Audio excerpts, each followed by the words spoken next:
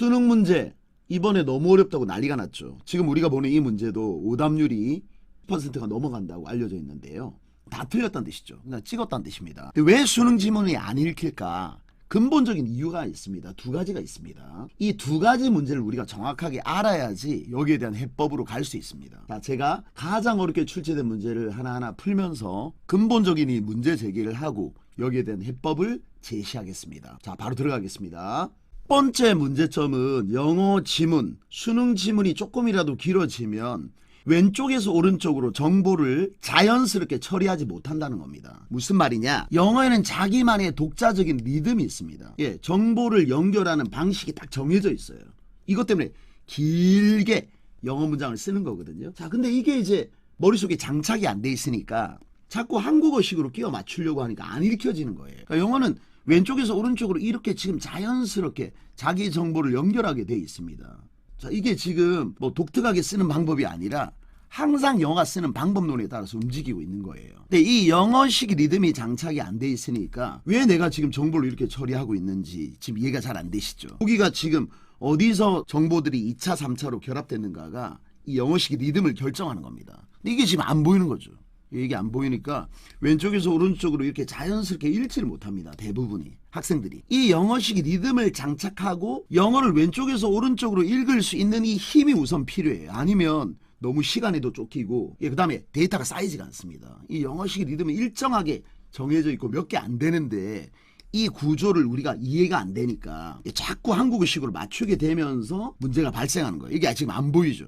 지금 내가 왜 이런 식으로 이 정보를 처리하는가 이런 게 보이지 않을 겁니다. 근데 지금 이 구조는 사실은 어려운 구조가 아니에요. 그러니까 영어가 늘 쓰는 리듬을 지금 쓰고 있는 겁니다. 근데 안 보이죠. 자, 마치 어떤 운동을 하러 갔을 때 그 운동을 오랫동안 한 사람, 체계적으로 훈련을 받은 사람 입장에서 볼 때 초보자가 막 아무렇게나 자기 몸을 쓰는 거하고 마찬가지예요. 아, 저렇게 몸을 쓰면 안 되는데, 저렇게 공을 치면 안 되는데, 그 느낌입니다. 그러니까 영어는 자기만의 독자적인 리듬이 있어요. 이 리듬을 익히기 위해서 우리가 이 딱 5개의 문장 기호로 이 녀석을 문장을 분석하는 법을 배울 겁니다. 어떻게 정보가 결합되면서 권력 관계가 발생하는가. 이걸 이제 왼쪽에서 오른쪽으로 문장을 읽으면서 훈련이 되어서 몸에 장착이 돼야 됩니다. 이게 첫 번째입니다. 이게 안 되면 자꾸 찍을 수밖에 없어요. 두 번째 문제점은 이 단락을 단순화하지를 못해요. 단락은 A는 B다라는 자기 주장을 펼치려고 하는 겁니다. 따라서 단락의 메시지들이 전부 다 연결되어져 있는데 이 연결성을 이해를 못하는 겁니다. 그러니까 A는 B다. 어떤 사람이 어떤 주장을 펼칠 때 이 토픽에 해당하는 A가 항상 나와야 됩니다. A에 대한 이야기를 하는 거죠. 이 A가 어떠하다라고 이야기를 하는 겁니다. 그 다음에 이 A하고 B가 계속 모양을 바꾸면서 나타나요. 똑같이 쓰면 재미가 없으니까. 근데 이 연결성을 이해 못하기 때문에 얘를 단순하지를 못하는 거예요. 그래서 이 A들이 모양을 바꾸면서 나타날 때 얘를 덮어 쓰면서 읽을 수 있어야 됩니다. 때로는 대립상이 나와서 이 A하고 B를 선명하게 만들 때가 있습니다. 자, 근데 이 대립상이 전부 다 모든 단락에 나오는 건 아니에요. 근데 대립상이 나오면 조금 어렵게 느껴질 수도 있습니다. 그리고 이 대립상을 오히려 이용해 먹는 법을 우리가 다음에 배울 겁니다. 이제 높은 수준의 단락에서는 이걸 이용해야 됩니다. 써야 됩니다. 그리고 구체적인 것에서 추상화할 수 있는 능력을 요구할 때가 있습니다. 사실 이 4개를 이용하는 이유가 뭐냐? 단순화하려고 하는 거예요. 자, 이 모든 단락을 단순화할 수 있어야 되는데 이거는 사실 국어 능력입니다. 쭉 연결되는 이 연결성. 근데 이 연결성 안에서 움직여야 되는데 즉 이 우물 안에서 움직여야 돼요. 이 우물 안에서 움직이고 답이 나와야 되는데 자꾸 우리는 이 단락 안에서 움직이지 않고 벗어나는 거예요. 우물안 개구리는 안 좋은 말이지만 너무 편협하다 이거죠. 근데 사실은 단락을 읽을 때, 즉 지문을 읽을 때는 철저하게 우물안 개구리가 돼야 됩니다. 아니면 비약을 지킵니다. 바깥으로 나가버리죠. 그러니까 이 단락 안에서, 지문 안에서 움직여야 되는데 자기 생각이 들어가거나 그 지문 바깥으로 나가서 자기 생각하고 맞춰버려요. 이게 바로 비약이 일어나는 겁니다. 그러니까 철저하게 단락 안에서 움직이는 법, 연결성을 따지는 법을 우리가 알아야 됩니다. 자, 이제 문제를 풀면서 이 이야기를 한번 해보겠습니다. 자, 연결성을 통해서 이 글 전체를 이어보면서 읽어보겠습니다. 칸트는 강력한 수호자였다. 법의 통치죠.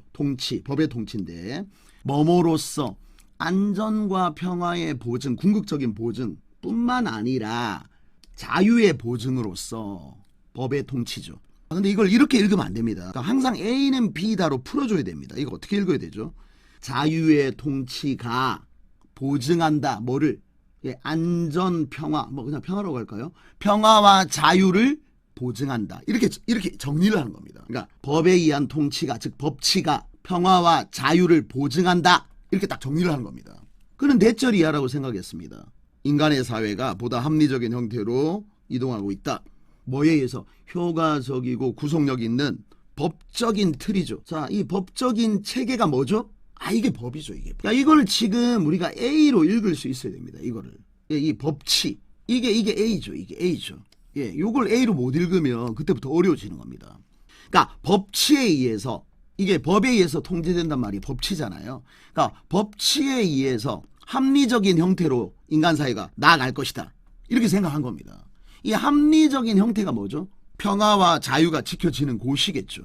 이거겠죠. 이렇게 믿었던 겁니다. 왜냐하면 단지 그러한 체계, 그러한 틀, 이게 뭐죠? 이게 법치죠. 법이죠, 법. 이 법이 인간이 조화롭게 번영하면서 서로 협력하면서 살 수 있게 해주기 때문에 얘가 뭐죠? 얘가 예, 평화와 자유죠. 얘죠. 그러니까 법치가 인간을 평화롭고 자유롭게 해줄 것이다, 이거죠. 이게 좀 더 이성적인 형태의 사회죠. 이거죠. 법치가. 지금 이 이야기밖에 안 했죠. 자, 하지만 그의 생각, 필연적인 진보가 뭐죠? 예, 이제 법치를 통해서 자유와 평화로 나갈 것이다. 생각이 어디에 기반을 둔 것은 아니다. 합리적이거나 고결한 인간의 본성에 대한 관점에서 온 것이 아니다. 인간 본성을 낙천적으로 봐서 그런 게 아니다, 이겁니다. 이와는 반대로 인간 본성을 낙관적으로 안 봤다, 이거죠. 이 칸트의 생각은 어디에 가깝다? 홉스의 관점하고 가깝다, 이겁니다. 홉스가 어떤 사람인지는 우리가 알고 있지만, 예, 여기 끌어들일 필요 없습니다. 제가 이제 좀 더 뭐 배경 이야기는 조금 이따 제가 한번 좀 더 자세히 한번 인문학적으로 말씀드리고는 싶은데, 지금은 이것만 읽어야 됩니다.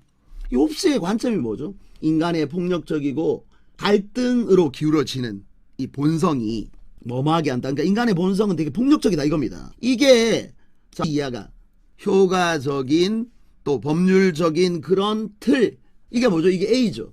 법률을 유지하고 만들고 뭐 유지하는 것이 필요하겠다. 자, 뭐하기 위해서? 그렇죠. 평화를 지키기 위해서겠죠. 이게 A는 B다겠죠. 그러니까 지금까지 했던 말을 정리하면 되게 간단합니다. 자, 법치가, 칸트의 주장은 법치가 자, 인간을 평화와 자유로 이끌 것이다. 이거죠.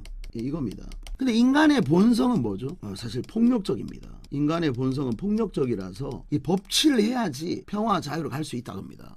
이건 사실 이제 홉스적 생각이죠. 이게 예, 이 홉스하고 가깝다는 겁니다. 여기까지 이야기했죠. 우리는 인간의 자비심과 선의에 의지할 수 없다. 이 칸트도 낙관적으로 안 봤다 그랬죠. 인간 본성을. 그러나 악마들의 나라도, 자, 악마들도 된 나라가 뭐죠? 이 악마들이 여기서 무슨 뜻이죠? 그렇죠. 예, 폭력적인 본성을 가진 인간들이죠. 이 나라도 조화롭게 살 수 있다. 이게 B죠. 조화롭게 살 수 있다. 즉 평화와 자유를 누릴 수 있다.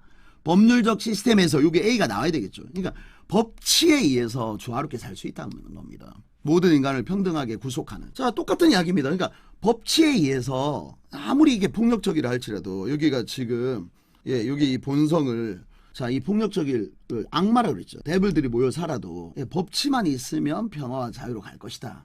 이거죠. 자, 이상적으로 법이라는 것은 구현체다. 구현한 것이다. 자, 그 정치적 원칙들, 모든 이성적인 존재가 자유롭게 선택할 그 정치적 원리들의 구현체다. 자, 법이 뭐냐 이거죠. 법. 여기에서 이 홉스하고 이제 이 홉스로 끝나지 않고 이제 뭔가가 하나 더 들어가는 부분이 있죠.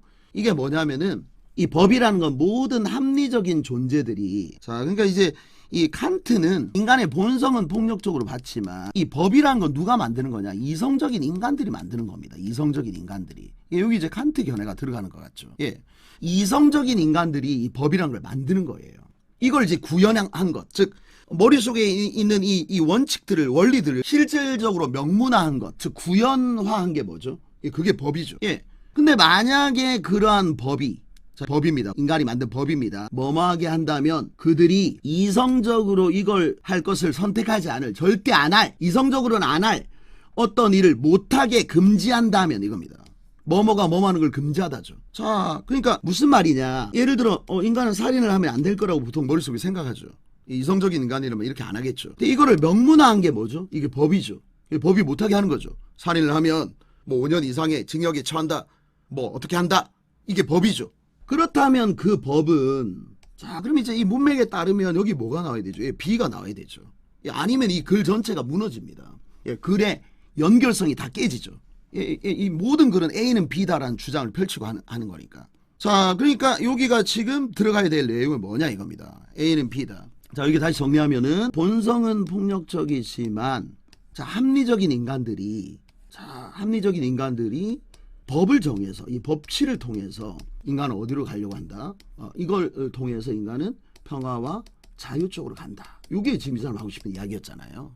그 이야기를 했을 뿐입니다. 그럼 이제 A는 B다라는 주장 쪽으로 지금 가야 돼요.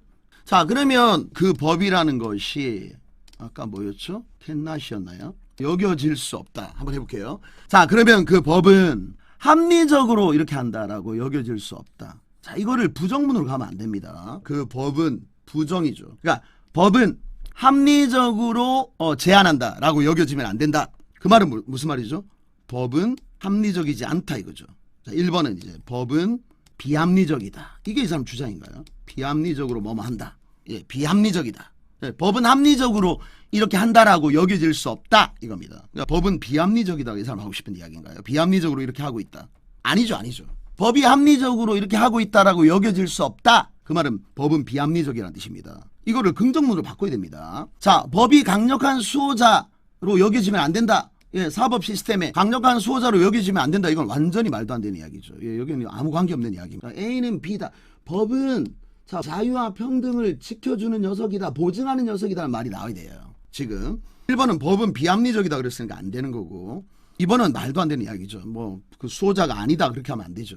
법은 자유를 제한하는 것으로 이해되어져서는 안 된다. 자 이걸 이제 이 부정문을 긍정문으로 바꾸면 법은 자유를 제한하는 것이 아니다 이거죠. 즉 자유를 보증한다 이거죠.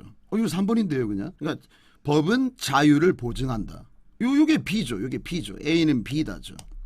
법은 효과적으로 실행되어질 수 뭐하기 위해서 인간의 악한 본성을 억누르기 위해서 효과적으로 실행되는 게 아니다. 무슨 말이 안 되는 이야기죠. 이게 법은 인간의 자유와 평화를 보증하는 것이다. 이 이야기가 나와야 됩니다. 계속. 자, 법은 이상적인 어떤 법의 가정 안에서 이 법은 받아들여지지 않는다. 받아들여질 수 없다. 에이 말도 안 되는 이야기죠. 그냥 답이 3번입니다. 자, 근데 이거를 제가 좀 더 심층적으로 한번 읽어보겠습니다. 자, 이거는 그냥 이제 연결성만 딱딱딱 따지면서 읽은 거예요. 예, 연결성만 딱 따지면서 읽었는데 좀 더 심층적으로 한번 읽어보겠습니다. 이 심층 독해는 사실 우리가 그냥 표면적으로 읽어도 당연히 읽을 수 있습니다. 근데 이 안에 왜 이 사람이 지금 이런 식의 글을 썼는가 이거에 대한 어떤 인문학적인 배경이나 흐름을 좀 잡아드리겠습니다. 이게 좀 재미난 이야기입니다. 이게 사실은 이게 왜 재미나냐면 처음에 이렇게 이야기했죠. 법의 통치가 자 X뿐만 아니라 Y도 할 때는 이 Y에 오히려 초점을 맞춥니다. 이 바덜스. 그래서 사실은 좀 더 정확하게 말하면 여기가 초점을 맞추는 거죠. 이 안전 평화. 자 평화는 이제 기본이고 자유를 보증해 주는 녀석이다. 그랬거든요. 자 이게 법의 통치가 자유를 보증한다. 우리가 지금 이걸 우리가 논리적으로 이야기하면은 사실 안 맞는 이야기입니다. 이 법치라는 게 법치하고 이 자유는 사실 같이 갈 수 있는 개념이 사실은 아니죠. 자유주의 입장에서는 이 법은 최소화될수록 좋은 거죠. 예, 그래서 이제 이 법치라는 거하고 자유가 사실 같이 갈 수 있는 개념은 아니에요. 근데 칸트는 이제 이 문제를 어떻게 이야기하고 있느냐 이거죠. 관심이. 자, 근데 칸트는 이렇게 말했습니다. 그러니까 이런 이 법률적인 이 틀이 즉 이 법이 인간을 합리적인 사회로 이끌 것이다 이렇게 이야기한 거예요. 그러니까 법치가 합리적으로 사회를 이끌어 줄 것이다. 합리적인 사회를 만들어 줄 것이다. 그러니까 법 인간을 조화롭게 살 수 있게 해줄 것이다. 이렇게 이야기한 거예요. A는 B라고 이야기한 거죠. 근데 이까지는 이해가 됐습니다. 그러니까 이제 법치가 인간을 자유롭게 할 것이다. 근데 이제 물어보고 싶은 게 있는 거예요. 어떻게 그러면 이 법이 인간을 규제하는 건데 자유를 가져다 주는 건가? 자, 여기에 대한 이제 이야기를 하고 싶은 거예요. 그래서 누구를 끌어들였느냐? 홉스를 끌어들인 거예요. 그러니까 인간 본성 자체는 뭐다? 칸트도 낙관적으로 안 봤어요. 자, 다시 하겠습니다. 그러니까 법치가 자유를 가져다 줄 것이다. 근데 이 개념은 사실 얼핏 보면 안 맞는 개념이에요. 이거는 사실 법으로 구속을 하는 거고, 이건 자유잖아요. 서로 개념이 안 맞거든요. 그래서 이 사람이 지금 갑자기 홉스를 끌어들인 거예요. 인간의 본성 되게 폭력적이다. 자, 홉스, 로크, 루소 유명한 사회개혁자죠. 사회개혁론자인데 이 홉스가 뭐라고 주장했느냐? 예, 우리가 잘 알고 있는 만인의 만인에 대한 투쟁입니다. 그러니까 인간은 이기적이고 공격적이기 때문에 자기 보존을 위해서 서로 싸울 수밖에 없다 이거죠. 그래서 자기 보존을 위해서 우리의 권리를 모두, 자기 보존의 권리를 빼고 모든 권리를 다 리바이어선에게, 엄청난 욥기에 나오는 굉장한 괴물이죠. 이 왕에게, 절대 왕정에게 모든 걸 넘기는 겁니다. 근데 이 홉스 이야기가 지금 이제 나오는 겁니다. 이렇게 홉스의 견해가 지금 여기 나오죠. 이렇게 되게 폭력적이고 갈등적으로 기울어져 있는 이 본성. 이 본성이 머무하게 한다. 이제 법을 만들고, 이 법을 만드는 주체가 누구냐? 왕입니다. 이 홉스한테는. 자, 이 법을 만들어서 평화를 지키게 했다 이거죠. 그래서 이제 절대 왕정이 이제 모든 권력을 다 가지는 겁니다. 우리는 절대 복종해야 되고, 이게 홉스죠. 근데 홉스에서 머물면 안 되죠. 그러니까 칸트도, 자, 악마들이 아무리 많아도, 본성 자체가 아무리 악해도 이 법률 시스템이 갖추어지면 평화롭게 살 수 있다, 이 이야기까지는 한 겁니다. 근데 홉스에 머물러서는 안 되죠. 이제 자기 이야기를 해야 되죠. 자, 그래서 여기서 갑자기 이 이야기를 하는 겁니다. 여기 이제 약간 생뚱맞게 느끼는 분도 계실 텐데, 여기서 모든 합리적인 존재란 말이 왜 튀어나오냐 이거죠. 그러니까 이 본성은, 이 칸트를 이제 조금만 더 말씀을 드리면, 이 칸트 인간 본성으로 이야기한 게 사실 경향성이란 말을 씁니다. 경향성. 자, 경향성을 영어로는 이렇게 incline, 어디 쪽으로 기울어져 있다는 뜻입니다. 예, 아까 그 프론이라는 단어가, 형용사 나왔죠. 이 경향성을 가지고 있는 거예요. 경향성. 어떤 뭐 육체적인 기질이라든지 본능이라든지 이런 경향성을 가지고 있는 겁니다. 인간은. 근데 인간을 경향성만 가진 존재가 아니죠. 칸트 핵심은 철학이죠. 이성이죠. 이성. 예, 이성을 가지고 있는 존재죠. 그러니까 칸트는 이 두 개가 지금 인간을 구성하는 거죠. 칸트한테는. 이게 동양사성어로 말하면 이 경향성을 뭐라고 해야 될지 모르겠는데, 이기론에 따르면 이제 기 정도에 해당하지 않을까. 예, 정약용으로 하면 뭐 형구의, 인간의 어떤 육체가 가지고 있는 기질 같은 거, 형구의 기호, 기호란 말하고 좀 어울리네요. 이게 경향성이, 이런 동양사상으로 이제 이런 식으로 이야기할 수 있는 겁니다. 근데 이제 칸트 철학의 핵심은 이성이거든요. 그러니까 이 이성이 어떤 그 윤리적인 측면에서 실천 이성이 있어서 이거 해라고 경향성을 누르는 이제 정언 명법에 의해서 명령을 딱 내리는 겁니다. 너 이거 해야 돼. 이거 옳으니까 해야 돼. 이겁니다.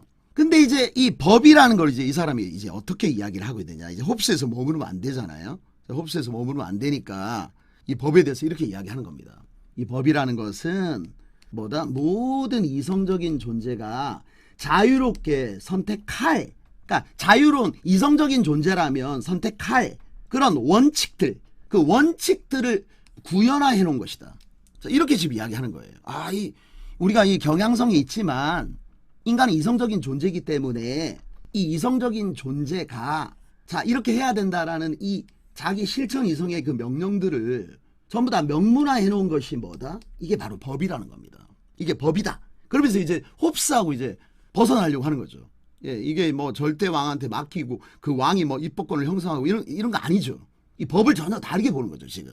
이제 그 이야기가 나와야지 지금 칸트의 차별성이 만들어지는 거잖아요. 근데 이 법이 금지를 하는 겁니다. 자, 이 금지한단 말이 왜 나왔죠, 지금? 이게 구속하는 거죠. 법이 인간을 구속하는 거예요. 야, 이거 하지 마! 이거 하지 마! 이렇게. 예. 근데 이성적인 존재라면 당연히 안 할 것을 지금 금지하는 거거든요. 그러니까 이거는 인간이 이성적으로, 예, 이거를 구현한 게 뭐죠? 법이죠. 예, 명문한 게 법이죠. 이 법이 구속을 하는 거죠. 그럼 이 구속은 뭐죠? 자유라는 겁니다. 이게 자유다. 그러니까 이 법이라는 게 자유라는 겁니다. 왜? 이성적인 존재가, 자, 본능 자체는 공격적일 수 있지만 이 이성적인 존재가, 그래서 가만히 있으면 큰일 나죠. 근데 이 이성적인 존재가 이 상태에 있으면 안 되겠다 해서 이 이성적인 존재가 합리적으로 만들어낸 그 구속의 규칙들이 뭐죠? 이게 법이라는 겁니다. 따라서 이것이 하지 말라라고 구속하면 이거는 뭐다? 이퀄 자유다 이거죠. 그러니까 구속이 자유다라는 말을 하고 싶은 거예요. 예, 근데 이 이야기를 홉스하고 구별해서 하고 싶어서 이 말을 한 거예요, 지금. 이 전체 맥락이. 자, 근데 이 밑에 깔려있는 이 인문학적인 맥락은 굉장히 재미나지만, 예, 우리가 이거는 모를 수가 있죠. 예, 이건 알기가 좀 어렵겠죠. 예, 하지만 사실은 이제 이런 글 맥락이 밑에 깔려있는 겁니다. 왜 이런 말을 쓰셨는지 알겠죠. 이런 뚱딴지 같은 말들이 왜 나왔는가. 여기가 사실은 이 밑에 흐름이 있는 겁니다. 근데 그 큰 흐름 속에서 이제 가져왔기 때문에 우리가 이걸 읽을 때 약간 부담스러운 거죠. 왜냐하면 이제 배경 지식 같은 것도 아예 없기 때문에 이거 갑자기 무슨 왜 이런 이상한 말로 건너뛰지? 라는 생각을 하게 되는 거죠. 이해되시죠? 자, 하지만 이 심층 독해는 그냥 이 밑에 깔려있는 이야기를 좀 하고 싶은 겁니다. 왜냐하면 이 모든 글들에는 사실 인문학적인 배경이 깔려 있어요. 예, 근데 요거는 이제 우리가 가볍게 넘기고 이제 문장 분석을 한번 좀 자세히 한번 해보고 싶습니다. 영어 문장을 이 5개의 문장 기호로 분석하면 굉장히 강력합니다. 왜냐하면 이제 안 끊어지고 쭉 이을 수 있어요. 요 2개는 전치사 명사를 표현할 때 쓸 겁니다. 요 2개는 저를 표현할 때 쓰는 거예요. 문장 속에 문장이 안기는 거. 그 다음 이 녀석은 나란히 정보를 연결할 때 쓸 겁니다. 자, 이 세상에 있는 모든 영어 문장은 명동명, 명동형, 명동으로 만들어져 있어요. 이 딱 3개의 뼈대를 가지고 있습니다. 그 다음에 여기다가 우리가 이제 단어 하나를 띡 붙이거나 전치사 명사나 절을 붙여요. 이게 2차로 붙이는 정보입니다. 이 전치사 명사를 of가 나오면 이렇게 이음줄로 이어줄 거고 다른 전치사 명사는 작은 가로 칠 겁니다. 그 다음에 절은 관계절은 명사 뒤에 착 붙는 절이거든요. 나머지 절은 큰 가로를 칠 거예요. 이렇게 이 문장교를 이렇게 정할 겁니다. 그 다음에 영어는 세로로 확장하는 방법이 있고 가로로 확장하는 방법이 있는데 가로 확장 방법에는 동그라미를 칠 거예요. 이렇게 하면 영어의 구조를 전부 다 왼쪽에서 오른쪽으로 안 끊어지고 읽을 수 있습니다. 자, 이거 이렇게 읽는 거죠. 칸트는 자 명, 동, 명으로 뼈대가 잡혀져 있죠. 그럼 전치사면서 붙인 겁니다. 자, 칸트는 강력한 수호자였다. 규칙의 통치에 이거죠. 자, 뭐의 통치죠? 법의 통치에. 뭐뭐로서의 법의 통치죠. 궁극적인 보증으로서. 자, 안전과 평화뿐만 아니라 얘가 나란히 연결하는 겁니다. 자, 자유의 보증자로서 이렇게 하는 겁니다. 자, 요 안에 이제 큰 XY가 지금 이렇게 있고 그 다음에 요 안에 조그만 XY가 또 들어가는 거예요. 이렇게 안전과 평화뿐만 아니라 자유의 보증으로서 통치죠. 법의 통치입니다. 자, 요게 지금 이제 직렬다중으로 결합된 건데 자, 요거는 지금 가볍게 하겠습니다. 요게 지금 이 세로 확장에 의해서 지금 요런 식으로 지금 확장이 일어난 건데 요거는 좀 가볍게 하겠습니다. 지금 문장 교만 가볍게 보여드릴게요. 그 다음에 이제 어려운 게 이제 절 속에 절이 들어가는 거거든요. 그런 대절이야라고 생각했다. 인간 사회는 자, 보다 합리적인 형태로 이동한다. 여기 끊어지면 안 됩니다. 얘가 지금 1차고 얘가 2차로 붙었고 얘가 3차로 이렇게 결합된 겁니다. 이게 절이 결합된 거거든요. 여기 위치 삭제가 일어난 겁니다. 관계대명사 플러스 비동사 삭제. 그래서 여기를 딱 끊을 수 있어야 됩니다. 자, 다음에 자세히 하겠습니다. 이런 이 틀에 의해서 법률적인 어떤 체계에 의해서 규정되어지는 그런 합리적인 형태로 나아갈 것이다 라고 생각했습니다. 근데 이 안에 지금 부사절이 들어갔습니다. 왜냐하면 자, 뭐뭐 때문에 그러한 체계가 사람들로 하여금 조화롭게 살고 번영하고 협력할 수 있게 해주기 때문에 이겁니다. 자, 이네이블은 대표적인 사역동사인데 이 전체가 하나의 덩어리입니다. 하나의 덩어리. 자, 하지만 자, 이게 이제 다음에 절 묶는 법을 배울 겁니다. 하지만 이런 필연적인 진보에 대한 그의 생각은 어디에 기반을 둔 것이 아니다. 자, 여기에 기반을 둔 것이 아니다. 이렇게 하면서 쫙 이어지는 거예요. 계속. 자, 1차, 2차, 3차 이러면서 이어지는 겁니다. 예, 그 다음 병치로 연결됐죠. 사실은 이 구조가 되게 복잡하게 보이지만 자, 크게 말하면 이제 명, 동, 명 이렇게 된 겁니다. 명, 동, 명이 된 거고 크게 말하면 명동으로 구성되어 있는 거예요. 사실은 이제 아주 기본적인 뼈대를 잡아놓고 예, 전치사 명사하고 절을 계속 결합하는 게임을 한 거예요. 자, 이해되시죠? 자, 지금 얘가 되게 복잡하게 보이지만 사실은 아주 간단한 몇 가지 예, 딱 잡아놓고 이 결합 방식 딱 2가지 결합 방식에서 움직이고 있는 거예요. 자, 근데 이게 잘 안 보이실 겁니다. 근데 그래서 이제 제가 하나하나 자세히 알려드릴게요. 자, 다시 한번 해보겠습니다. 이와는 반대로 자, 그 견해는 A가 왔다 이겁니다. A가 왔다. A가 간다. 가까이 다가간다. 어디에? 얘는 부사를 붙인 거고 전치사면서 붙인 겁니다. 이 콜론은 동격입니다. 즉, 자, 인간의 폭력적이고 갈등적으로 기울이지는 본성이 자, 여기 이제 이 절이 안긴 건데 절 속에 절이 안겨서 이동이 일어난 거거든요. 아, 이거 굉장히 멋진 구조입니다. 이게 이 절이라는 게 영문법의 진정한 하이라이트예요. 사실 절이 진짜 하이라이트인데 이 절에 대해서 우리가 이해를 잘 못합니다. 이 절은 4가지 원리에 따라서 움직이는데 단계에 따라서 통째로 결합할 수도 있고 투하고 ing로 압축할 수도 있고 간단하게 빈도가 높은 데서 삭제가 일어납니다. 그 다음에 이동이 일어나는 규칙이 있어요. 그러니까 요 4가지 단계를 따라서 절들이 붓고 압축되고 움직이거든요. 그러니까 요거를 우리가 이해하면서 이제 문장교를 하는 겁니다. 요까지가 가는 거거든요. 자, 그렇게 하고 이 안에 이제 다시 또 절이 안긴 겁니다. 평화를 유지하기 위해서. 그래서 이제 드디어 이 2가 끝나는 건데 지금 이 절 속에 절이 안기는 게 중요하다 정도만 가볍게 이해하시면 좋겠습니다. 우리는 여기에 의지하지 않는다. 악마들로 만든 나라들도 조화롭게 살 수 있다. 법률적인 시스템에서 모든 인간을 평등하게 묶는 이것도 지금 그냥 이렇게 보이겠지만 사실은 이 동사 뒤에 1, 2, 2, 3이라는 리듬이 이렇게 결합된 겁니다. 이렇게. 자, 이걸 우리가 지금 문장교로 표시를 해보고 있는 거예요. 자, 이거는 법은 사실 이거를 구현한 것이다. 이것도 1, 2, 3으로 이 정보들이 쫙 이어지고 있는 겁니다. 이걸 이제 직렬로 이어진다고 하는데 이 결합 방식을 우리가 지금 문장교를 한번 해보고 있는 거예요. 자, 이것도 그냥 명동, 이 뼈대에 그냥 명동 이렇게 된 겁니다. 사실은 명동입니다. 그 다음에 명동명 이 뼈대를 잡아놓고 그 다음에 계속 살을 붙이는 게임을 한 거예요. 만약에 그러한 법이 자 이게 절 속에 절이 들어가는 게 어렵습니다. 이렇게 절 속에 절이 떠들어왔죠. 이렇게 4개나 이렇게 중첩됐죠. 이게 이제 고등학교 영어의 핵심입니다. 절 속에 절이 중첩된다 이거죠. 예, 이렇게 중첩되는 원리를 문장 기호로 우리가 이 5개의 문장 기호로 표시를 해보는 겁니다. 이 문장 기호를 훈련하게 되면 자 왼쪽에서 오른쪽으로 안 끊어지게 읽을 수 있고 영어 리듬을 타면서 읽을 수 있습니다. 그 다음에 중요한 정보와 중요하지 않은 정보를 구분할 수 있습니다. 그래서 속도를 확 끌어올려 줄 거예요. 자, 오늘 이제 전체적으로 이제 정리를 한번 해보면 우리가 영어 문장을 읽을 때 정말 이렇게 곤혹스러움을 느끼는 이유는 첫 번째가 이 문장 구조가 이제 틀이 우리의 머릿속에 체화가 안 돼 있는 거예요. 마치 탁구 대회에 나갔는데 그냥 나가는 거하고 비슷합니다. 탁구 훈련을 해야 되는데 이 훈련을 안 하고 그냥 나간 거예요. 계속 이 영어 리듬을 체화해서 이 영어 리듬을 딱 만났을 때 부담 없이 이걸 왼쪽에서 오른쪽으로 읽을 수 있는 이런 문장을 어떻게 짜는가에 대한 눈이 생겨야 됩니다. 그 다음에 사실은 이제 연결성, 즉 A는 B다 게임으로 넘어가는 겁니다. 이 A, B를 정확하게 찾으면서 연결할 수 있는 힘을 길러야 돼요. 이 2개가 사실 핵심입니다. 뭐 배경 지식이 있으면 좋겠지만 그게 없더라도 사실은 큰 문제가 없어요.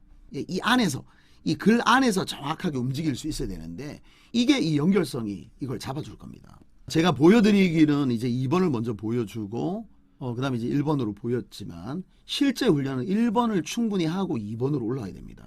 그러니까 모든 글을 읽을 때 정확하게 읽어야 되고 그 다음에 전체 연결성을 따지도록 정말 고민을 많이 해요. 처음부터 설렁설렁 읽으면 안 됩니다. 하나를 읽더라도 완벽하게 명확하게 읽도록 애를 써야 됩니다. 제가 하나하나 여태까지 제일 어렵게 나왔던 것들을 이제 정리하면서 이 방법론을 보여드리겠습니다. 자, 다음 시간에 뵙겠습니다.